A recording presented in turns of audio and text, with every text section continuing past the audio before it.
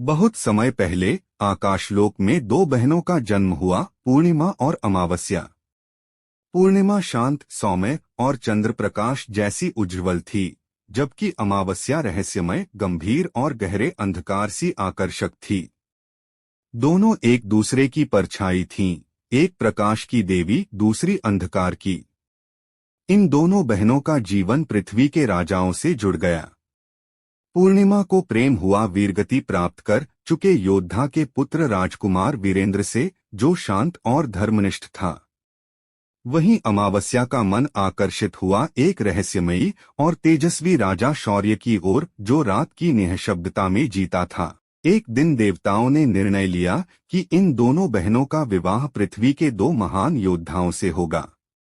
इसके लिए एक दिव्य परीक्षण रखा गया। पूर्णिमा को घने वन में ध्यान करना था, जहां उसकी आभा से चंद्रमा प्रकट हो।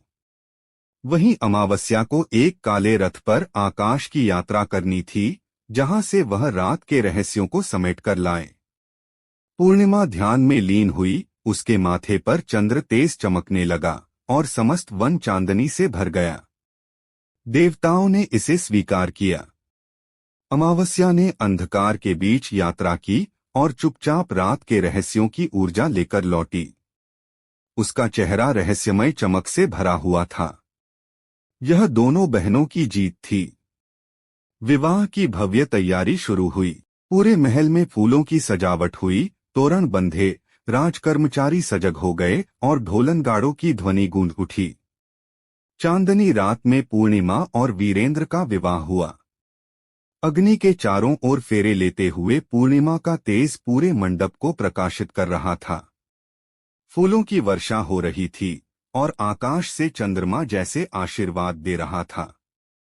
इधर काली रात में अमावस्या और शौर्य का विवाह हुआ। नीली गुलाबी ज्योति से मंडप प्रकाशित था। मंत्रोच्चार की गूंज और शंखध्वनि के बीच अग्नि के समक्ष फेरे शुरू हुए। अमावस्या की काली रात थी। आकाश में कोई चंद्रमा नहीं था, फिर भी विवाह मंडप नीली और गुलाबी दिव्य ज्योति से प्रकाशित था।